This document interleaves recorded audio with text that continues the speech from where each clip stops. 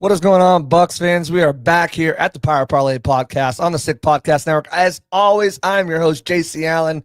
And while you're still mourning that overtime loss against the Chiefs, there's a new game to be played, a new week to be played to come, and Bucs are facing off against the San Francisco 49ers at home in Tampa Bay at Raymond James Stadium. Tom Brady will be in the building again to call his second Bucs game of the season. We've got a special guest coming in here to break down all things 49ers, what the Bucs should be expecting, how they might be able to pull off the victory, and all that and more. We'll find out who he is after the break. Turn up your volume. Because you're about to listen to The Sick Podcast. Pirate Parlay. Battle intercepted, picked off in the end zone. Bucs are going to beat the Chiefs. We're the champions of the world. The sickest Tampa Bay Buccaneers podcast. It's going to be sick. Back at it on the other side. We're here at Pirate Parlay Podcast on the Sick Podcast Network. I'm your host, JC Allen. Do me a favor before we get this show rolling. Give me a like, subscribe, turn on notifications, tell a friend, get this podcast pumping out to as many people as we can. Great for the algorithm. Helps us get in front of more Bucs fans like yourself. Without further ado, we're going to bring in our guest for the evening.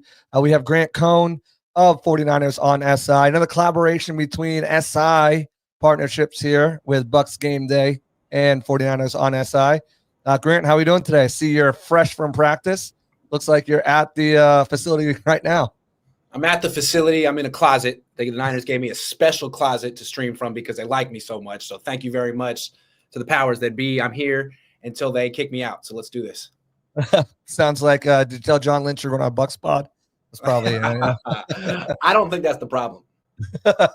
Okay, so let's jump into it. First off, I want to thank you again for being here, but let's start on the defensive side of the ball because I think when you look at the offense, we kind of know what the offense is.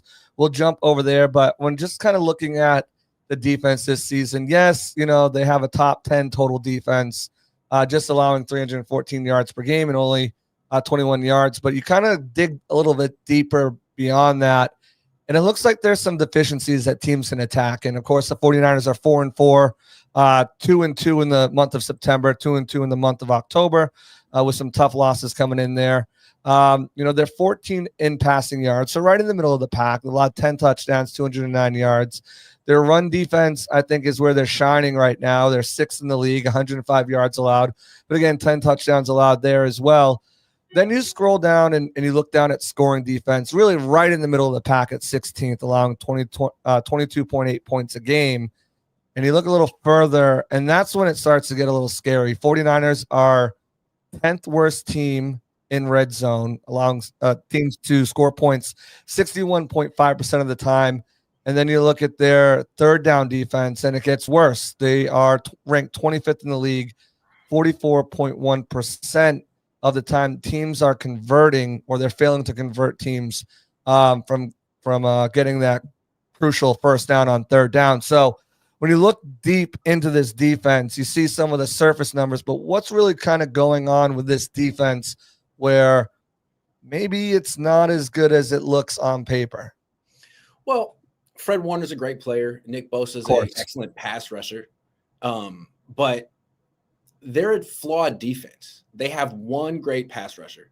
They have really good coverage. Fred Warner might be the best coverage player in football, regardless of position. He really shuts down the middle of the field.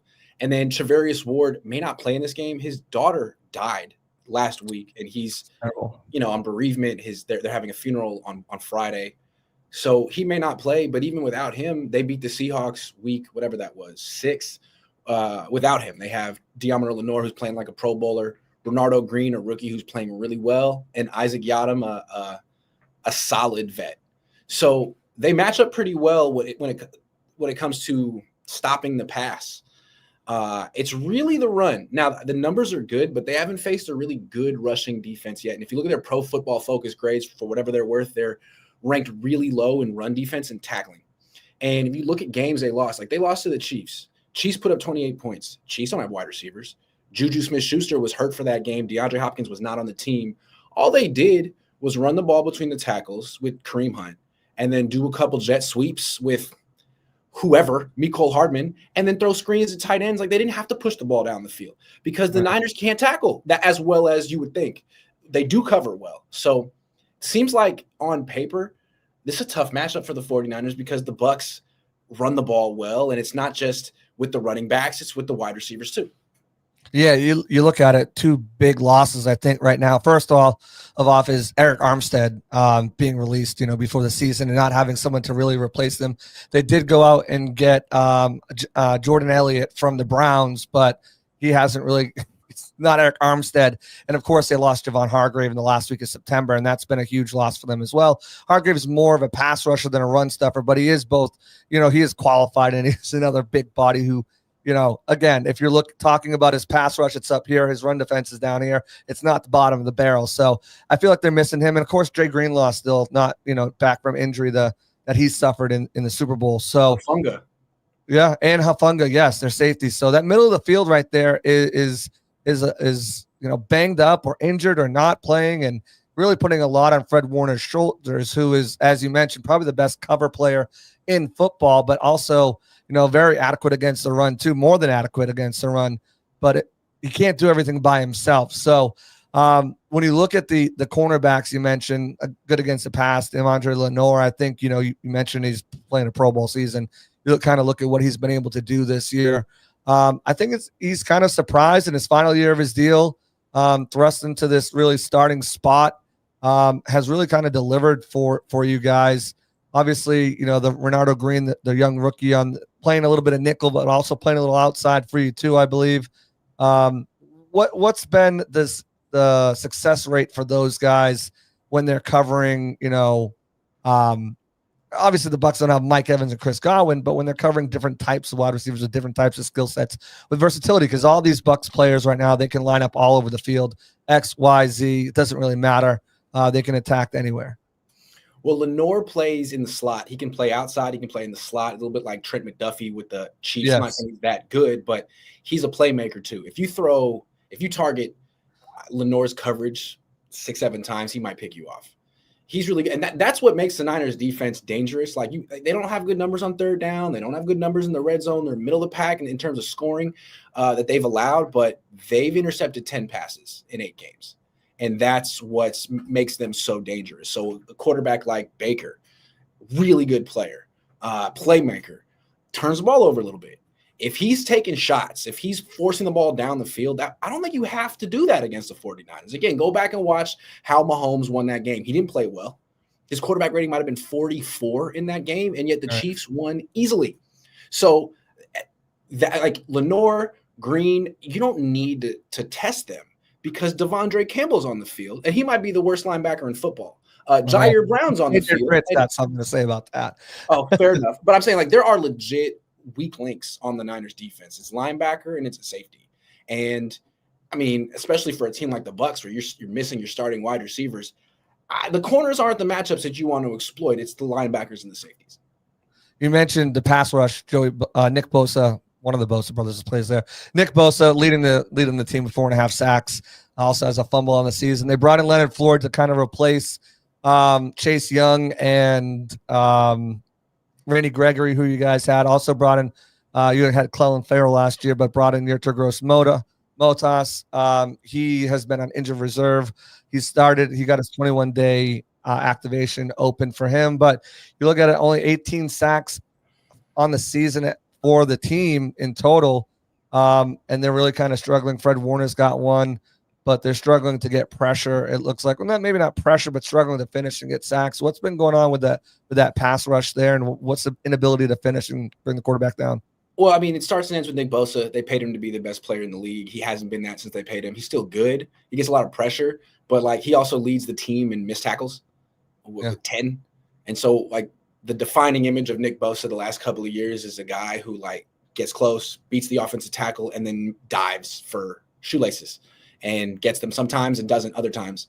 And I think that's kind of been, like, pervasive throughout the rest of the defense. Like, he's the guy, and that's how he plays. And there's a lot of diving at ankles and missed tackles on this defense. And then in terms of pass rush, he's doing a good job, but like, they spent a lot of money on Leonard Floyd this offseason because he's so consistent. He had like at least 9 sacks 4 seasons in a row, and right now he's sitting at 3. And he hasn't made much of an impact.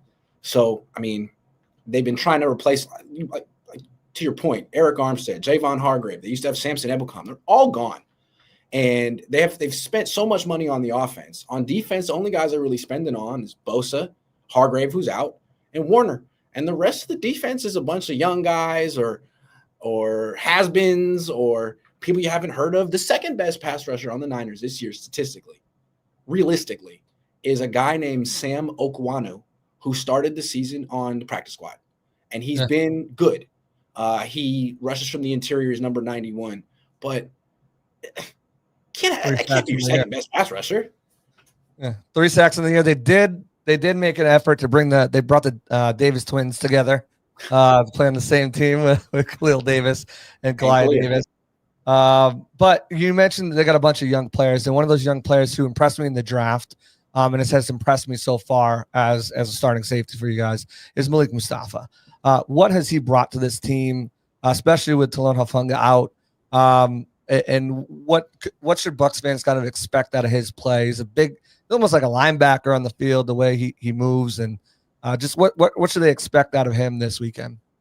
Of all the people on the Niners defense, he might fly around the fastest. He might hit the hardest. To me, he looks like a little bit like Bob Sanders back in the day. He's a little bit, he's like 5'10", but he's muscled up and he hits really hard. He runs fast. It's just the issue with the Niners safeties right now. They're both young and inexperienced. He's a rookie. Jair Brown's a second-year player. And if you watched a couple of weeks ago, they played Dallas and they were in the process of blowing them out. They outscored Dallas, I want to say 21-0 in the third quarter. But then in the fourth quarter, Dallas outscored the Niners 14-3. And there were a couple of plays. First, CeeDee Lamb catches a touchdown pass wide open. No one's covering him. And there was miscommunication. And a lot of times the safeties are in charge of that communication. Like, okay, we're changing our coverage from man to zone. Does everyone understand that? And Talanoa Funga, Tashawn Gibson, great at that. That's what vets do. Seems like these two guys might be a little like quiet. So he's good, but he's not like flawless.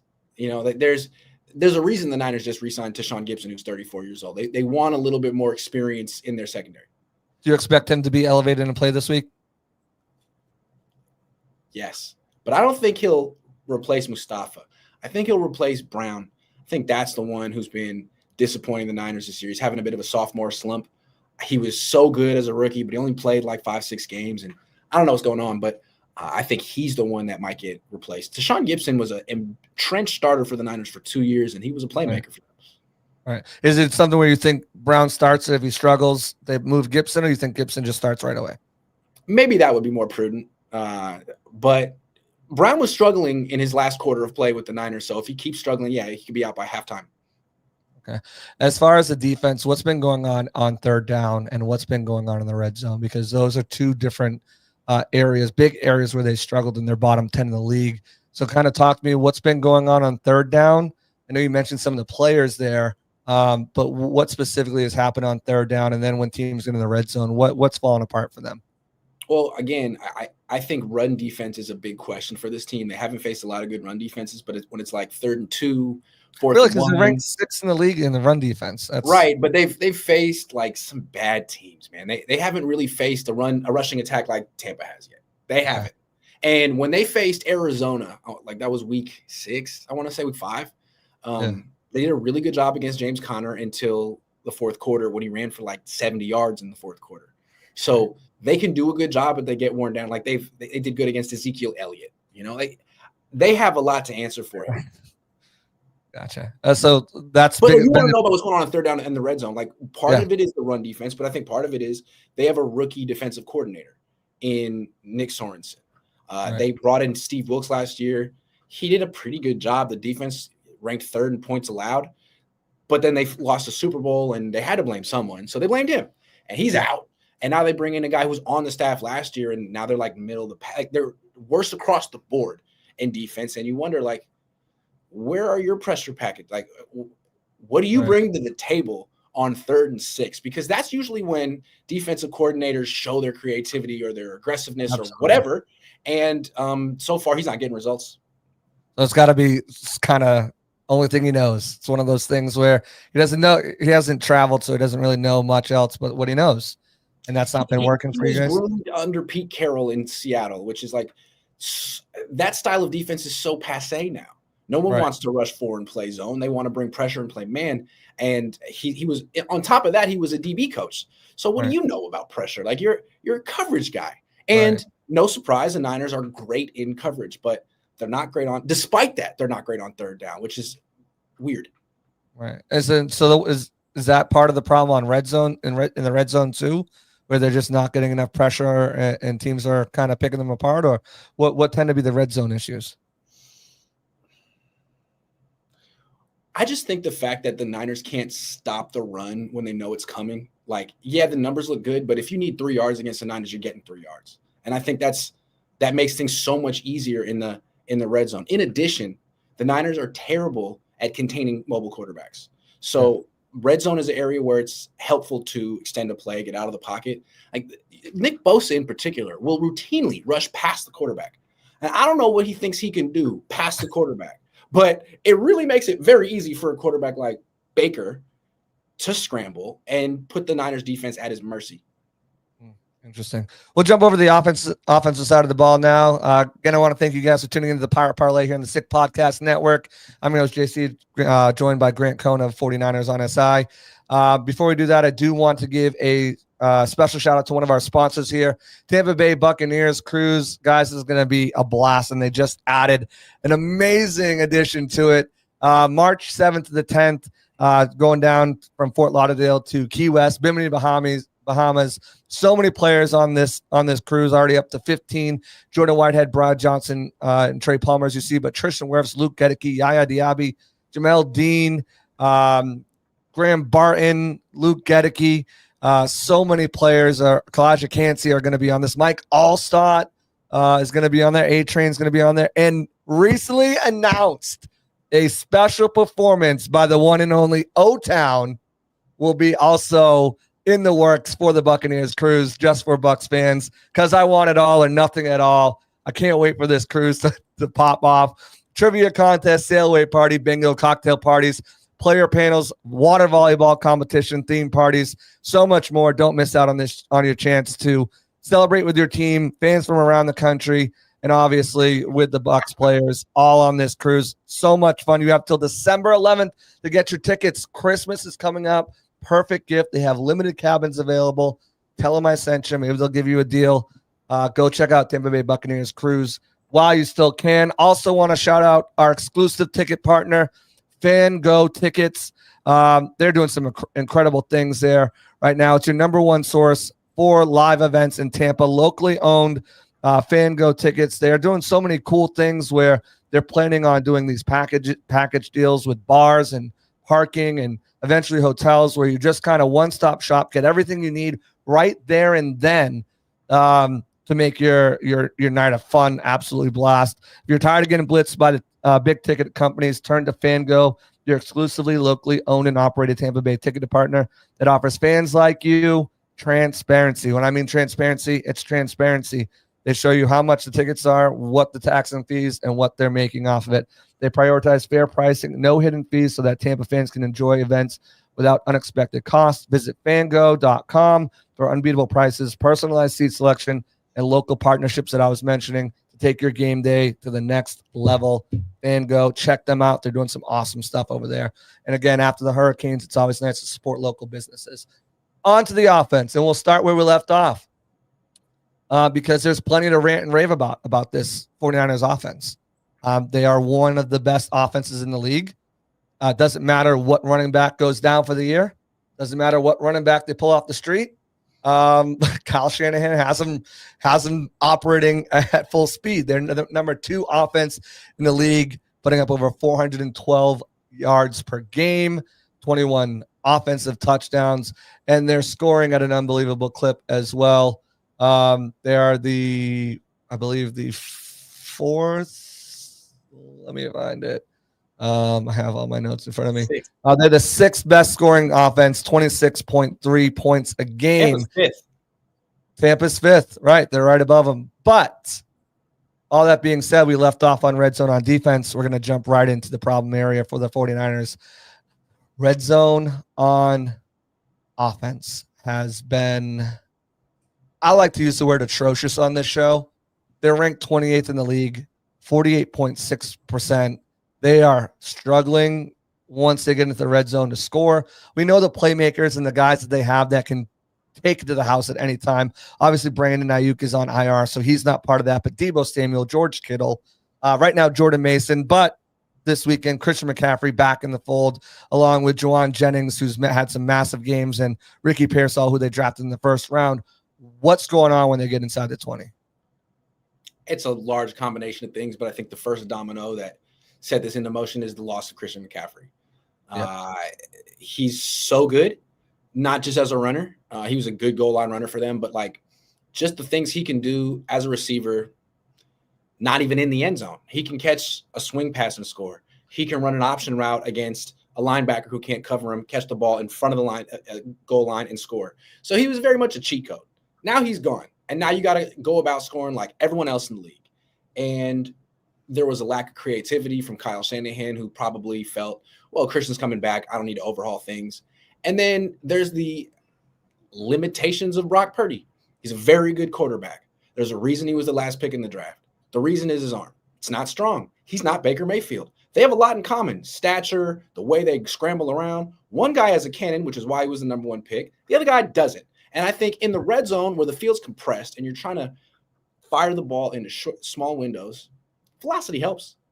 And I don't think Kyle Shanahan feels confident calling passes for Purdy that actually like go into the end zone, that are supposed to pierce the defense and get through linebackers. And you'll see him throw back shoulder fades to the back pylon. Those are safe passes, but it's a lot of stuff in front of the goal line and to corners. Whereas a truly great quarterback can fire the ball into the back of the end zone, the front of the end zone, wherever you have to. And he just can't do shoulders. Yeah. I mean, that's why Baker and the Bucs offense has been one of the best red zone offenses in the league. They're number 2 in the league. When they get into the red zone, they're scoring 70.6% of the time. Yeah. So, I mean, it's not that they have a great receiving running back in Rachaad White. It's Baker. Right. Exactly. And Liam Cohen, who's doing a good job. Liam Cohen's doing a phenomenal job. Are we related? I don't know. Don't say his name because Buccaneers fans don't want him poached out of this. Ben Johnson's getting all the attention right now, but Liam Cohn is like the next guy up. He's really good. I really enjoy watching his offense. Yeah, he's very creative, very creative. But you look at everywhere else on this offense. Again, like I said, they're second in total offense. Passing offense, they're fourth ahead of the Bucs by 3 yards, less than 3 yards. Only 10 touchdowns through the air, though. That goes to your point. They've been scoring a majority of their touchdowns on the ground when they can get them. And they're running for, no surprise, 159 yards a game. It's just something that Kyle Shanahan's offense is just known for. They score. They score on the ground. They get on the ground and they move the ball on the ground. And their third down, they're sustaining drives at a good rate too. They're 6th in the league sustaining drives on third down. So you look at kind of what this team has been able to do and how they've transformed themselves without Christian McCaffrey. It's been a lot of George Kittle. Kittle leads the team right now in yards. He leads the team in touchdowns with 6. He's been really kind of their go-to guy, that safety valve. Leads the team in receptions by a good margin, 15 receptions more than the next closest player. But you got to think that when they get Christian McCaffrey back, Deebo Samuel will start working his way back into a role because he's had a lot of snaps. He's had at the running back position and using him as a extension of that backfield. So just talk about the offensive weapons at receiver. George Kittle kind of having, I don't want to say a resurgence here because he was still pretty good last year, but certainly off to a better start than he did last year. Joan Jennings kind of stepping up, coming out of nowhere. And then the young guy, Ricky Pearsall, who's finally, after being shot, crazy story, coming back, and he's having some success too. Yeah, I mean, everyone says like Brock Purdy's doing so well this year because he lost his weapons. Like, he has a lot of weapons. George Kittle is probably the best tight end in football. Nothing against Travis Kelce. He's just 35 now. Kittle, like, is he having a resurgent season or is he just getting more targets? I mean, right. He's been a third option in this offense for like 4 years. And I never really understood it. I mean, maybe they felt like he's kind of injury prone. He's a little bit older. Let's preserve him. But they don't ever use him in the playoffs either. When they have to use him, he steps up. Like all of a sudden he's a red zone target. Like he should have been a red zone threat his whole career. He's more than a yak guy. So it's nice to see him sort of reset the narrative on what he is. And if he has another all-pro year, I think he's making the case that he's a Hall of Famer. Oh. Seriously. I think he's that good. And I think it's interesting. We were talking about red zone issues a minute ago. Like in the past, the guys who would score the most touchdowns on the Niners are Christian McCaffrey and Deebo Samuel. And they would normally score. They wouldn't catch the ball in the end zone. They would catch the ball outside the end zone and power their way in or juke their way in. That's the easiest way to score because those are high percentage, low risk passes. Those options. Deebo's, I think, scored 3 touchdowns this year. For whatever reason, he's not breaking tackles. It used to be the Niners were on like the 16-yard line, 17-yard line. They just hand the ball to Deebo on an end around and he would score at will. He's done this for years. That's not there anymore. So when it's time to actually score a touchdown there at the 6-yard line, maybe it'll be different with Christian back this week if he plays, but it's like throw the ball into triple coverage to Kittle, and he can come down with it, but it's so much more difficult now. Yeah, and, you know, you look at some of the guys that have had to step up. Let's just talk about Brandon Ayuk. Obviously, there's a lot of controversy surrounding him. Coming into the season, they finally agree on a 4-year deal. Now he's lost for the season. Joan Jennings has stepped up into a pretty large role. He's second on the team in receptions and yards and touchdowns for that matter. What has it been about him that he's been able to step into this role and produce? Is it kind of proving that it's just Kyle Shanahan's offense and, you know, you can get a guy with a strong skill set? I mean, he's by no means a world beater. He's no Brandon Ayuk, but he's performing like the guy he's replacing due to injury. You got to give him credit, man. I mean, you go back and watch the Super Bowl, he was their best wide receiver in the game. Yeah. He would have been the MVP of the Super Bowl had the Niners won. He had a touchdown catch. He threw a touchdown pass. He had more touchdowns than Brock Purdy. Like, I think with the Niners, there's a little bit of roster politics. Deebo makes a lot of money. Ayuk was a first-round pick. He makes a lot of money. So Kittle makes a lot of money. McCaffrey's here. Where are the targets for Jennings going to come from? What could he possibly do to get more targets? Nothing. He can't. He had 19 catches last year, the whole year. And yet Deebo's can't get open in the Super Bowl. Kittle can't get open in the Super Bowl. Ayuk can't get open in the Super Bowl. They have to go to Jennings. He steps up. He can beat man-to-man coverage. So this year, he just got more opportunities because Ayuk was out or he was struggling or Deebo missed a game. And it's like, oh, he's good if you give him 10 targets. Oh, it turns out he's pretty. And the Niners have had so many players like this. Undrafted. Jordan Mason's a guy like that. Late round picks who end up being the cornerstones of the team. So maybe it's just anyone can work for Kyle, although there's been a lot of failures on this offense. I feel like sometimes they like at quarterback, the same thing with Brock Purdy. They thought Trey Lance was going to be the guy, and it turns out it was the last pick in the draft. So is it Kyle being able – he couldn't make it work with Trey? Sometimes teams just get lucky. The Niners get lucky a lot, and it's annoying. Let's talk about Brock Purdy a little bit, though. You know, he's coming in. I believe this is the last year of his deal, or he's got one more. He's got one more. He's eligible for extension after this year. Yeah, eligible for extension this year. That's right. You know, he's doing it, and you know, again, he's not the best passer, but he's got 2,100 yards, 10 touchdowns. He's also doing it as a runner this year, and he's been known to do that. But 200, he's second on the team with 210 yards, 3 touchdowns on the ground. He's also got 7 interceptions, so been sacked 15 times as well. What's Brock Purdy? Has he settled down? Is there a little more? What is he like this year compared to the first 2 years of his league? Has anything changed with him? Obviously, his entire style of play has changed. Holy shit, it's a cat. First 2 years, he beat the Bucs. Coming on looking for the three-peat. What's different with Brock Purdy this year? Everything. The first 2 years of his career, he played with Christian McCaffrey, so he didn't do too much. He would go through his progressions quickly, and if people weren't open, he would check it down. And he would get this reputation as a check down artist or a dink and dunk quarterback or a system quarterback. And I think he feels like he needs to push back against a narrative. So Christian's out. And this year, he's the quarterback who leads the league in time to throw. He just holds onto the ball forever.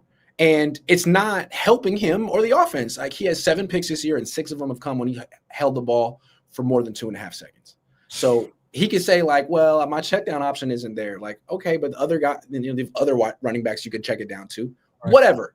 Now that Christian's back, he needs to go back to playing the way he did in the past, because it feels kind of like he's playing hero ball to justify what, $65 million a year. That's the going rate for the top level quarterbacks. And if the Niners give him that much money, they're screwed. Let's say that right now. Screwed. They need to give him what the Bucs are giving Baker Mayfield. That's completely reasonable. 3 years, $100 million. I like that. He's in a position where he brought him to the Super Bowl, so I don't think his agent's going to go for that. But yeah, but this year he's 4-4 with 13 touchdowns and 9 turnovers. So he's not exactly having a Pro Bowl year. He's kind of having like a Daniel Jones-esque year. And if he doesn't turn it around, he's going to cost himself a lot of money. Yeah, absolutely. You talked about, him being a dual threat running. I mentioned that. Talked about Kyle Shanahan. Let's talk about this running game, and then we'll get into the keys to the game here. Shanahan, I don't know what it is. Elijah Mitchell, Raheem Mostert, Jeff Wilson. I mean, the list goes on of guys that he just has come into this role and just thrive. This year, it's second year undrafted free agent Jordan Mason, 5th in the NFL with 685 yards rushing, 5.1 yards per carry average. He's only got 3 touchdowns, and then I think he's their 5th round draft pick. Isaac Guerrero has got 277 yards and a touchdown. He just seems to be able to get anybody to produce at the running back position. Yes, Trey Sermon was a miss. I'll give you one there. But they already had established runners in front of them, including a Christian McCaffrey after they traded for him. So what is it about this system? What is it about Jordan Mason, who I'm sure will get his opportunities? And what's the status with Christian McCaffrey? We know he'll play. Will he be on any sort of pitch count? Will they limit his touches, or is he full go, full bore? Jordan Mason, thanks for what you did, but time to take a bench. Jordan Mason is the real deal. They signed him as an undrafted free agent 2 years ago, the same year they drafted Ty Davis Price as a 3rd round pick.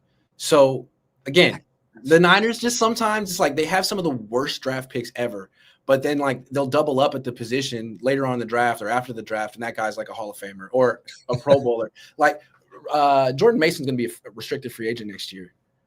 He might be the best free agent on the market. He's 25 years old. He's like 250 career carries. He runs harder than just about anybody. He's got great vision. He's not much of a receiver, but at the same time, I think he has more potential there than he's been able to show because Brock Purdy would rather run the ball himself. He's really good. Guerrero, the Niners want him to be the next Mostert. They gave him Mostert's number. He runs as fast as Mostert. He's a bit of a project, but he did have like a 75-yard run a couple weeks ago. He's tough. And then McCaffrey, he's been at practice Monday, Wednesday, Thursday. As long as he has no setbacks tomorrow, he'll be in there. I would imagine the Niners would be somewhat cautious with him, but at the same time, they never have been cautious with him before, which is why he has bilateral Achilles tendonitis now. So we'll have to see. Yeah, 76 yards too on that run too. So yeah, he's good. All right, we'll jump into our keys to the game, then we'll get out of here. I just want to shout out our last sponsor here, Mosley Heating and Air. When Florida heat hits hard and it's still kind of warm out right now, trust Mosley Heating and Air to keep you cool and comfortable. With over 25 years of experience, their family-owned business knows what it takes to keep you and your home's HVAC system running smoothly. Needing to repair a new system or just a simple maintenance plan? Now's the time to get those taken care of. They've got you covered. Call Mosley Heating and Air at 813-230-3742 or visit mosleyheatingair.com. Mosley Heating and Air, where comfort meets reliability. So if the 49ers are going to win this game, what do they need to do on offense? They need to not turn the ball over. And when I say they, I'm talking about Brock. He's playing like a pig this year. I'm sorry. He's turning the ball over too much. He's not that guy. He wants to prove he's a playmaker. You're not a playmaker. You can scramble around a little bit. You can run the offense. You're a good quarterback, but make up your mind and get rid of the ball, because when he turns the ball over once this year, they're 1-4. And when he doesn't turn it over, they're undefeated.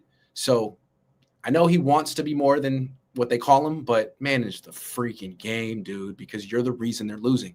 When he turns it over twice, he's never won a game in his career, 0-5. So he's not I feel like Baker's won some games like that. Like the thing about Baker is, yeah, he'll turn the ball over once or twice, but he'll also throw like 4 or 5 touchdown passes. That's not Brock this year. Okay. So be more cautious. That's so number one. And then a big test for the Niners run defense. Like you said, the numbers are good. The Pro Football Focus grade is not. The context shows that they haven't faced anyone like Bucky Irving and Rachaad White. So this is a big test for him. Stop the freaking run. You couldn't do it against Arizona or Kansas City. James Conner and Kareem Hunt. Oh, good luck with Bucky Irving. So that's the key for the defense. If the Niners are going to win, stop the run. Well, also when Baker gives them the opportunities to pick it off, catch it, because they'll get the opportunity. No offense, but that's Baker. Absolutely. All right, so I like the Bucs, Baker. He's a hell of a player. He's great. His attitude, his mentality, his fun. He's a great cover. He's an absolute great cover down here. Yeah. As far as the Bucs, what do they need to do on offense to win this game? Watch that Chiefs game. Watch that the Niners lost to a couple of teams that have poor defenses. Not the Chiefs. Rams had a poor defense. They had no wide receivers. They scored 27 points in one. What? You got to go back and watch that. Like, you don't need Mike Evans and Chris Godwin. I'm sure Cohen's already on the phone with McVay about that. Too. I mean, he's a McVay disciple. I'm sure he watched that game. Like, Stick to the run. The Niners' defensive line is thin. They just traded for Khalil Davis, but it's still thin. Stick to the run. Screens. You can't – and jet sweeps. You can't run enough of those. And run them at Nick Bosa. Don't avoid that guy. Make him be more than a pass rusher. That's what Andy Reid always does. Jet sweeps toward him because he's thinking about rushing the quarterback, even on run plays. You got to be real. There's no reason to take chances. They will intercept you. This is Fred Warner and some really good corners. You don't have to take those chances. The Chiefs didn't, and they scored 28 points. And again, their quarterback played like crap. He's great. He has some great scrambles, but he threw picks. And what about on defense? What do they need to do to shut down this explosive offense that's getting Christian McCaffrey back? Likely. You need to. I wouldn't put 8 in the box. Don't overreact to Christian McCaffrey. This is what teams do. Like, they treat him like he's the best receiver on the team. He's a check down guy. Yes, check downs those are like death by 1,000 paper cuts. But like, dude, if you double him, you're gonna let Joan Jennings kill you down the field. And that's what happened with Ayuk last year. Like, play man-to-man coverage and live with whatever Christian McCaffrey's going to do and shut down everyone else, because Brock Purdy splits against man and zone is ridiculous. He's one of the worst passers in the league against man, which is why he's scrambling so much. He doesn't have the arm to really fit the ball downfield into tight windows. And against zone, he can like figure it out before the play. It's like, okay, it's cover 3 and I'm running this. This guy's going to be open. And he can throw to a spot. But in man, it's like, okay, I think I like that matchup. I think that guy's going to win. I'll go there. And if it doesn't happen, all of a sudden he's indecisive. He's scrambling. Like, play man. Don't overreact to the Christian McCaffrey factor. You should be all right. Yeah, if you do that. Get the hell out of the Niners on third down. Again, for me, one of my keys to Cannon Fire when that article comes out is bend but don't break. The red zone struggles are pronounced. You can get them in if you can let them get down the field. As long as you can hold up in the red zone, you should be good. All right, time to put you on the spot. Actually, one quick question before we do that. Injury report hasn't come out quite yet, but we still do. We have yesterday's injury report. Bosa was limited. Jennings was limited. Debo was limited. You expect all those guys to play? I do expect them to play, and this is kind of a must-win game for the Niners. If the Niners lose to the Bucs, it's going to be DEFCON 8 over here in the Bay Area. It's kind of an all-hands-on-deck situation. I know it's the same way for the Bucs, though. Yeah. Oh, yeah, it is. It is. But the Bucs have a very easy schedule coming up in the second half. Only 2 of their teams, only 4 out of their 6 opponents have just 2 wins. So, all right, score prediction. What do you got?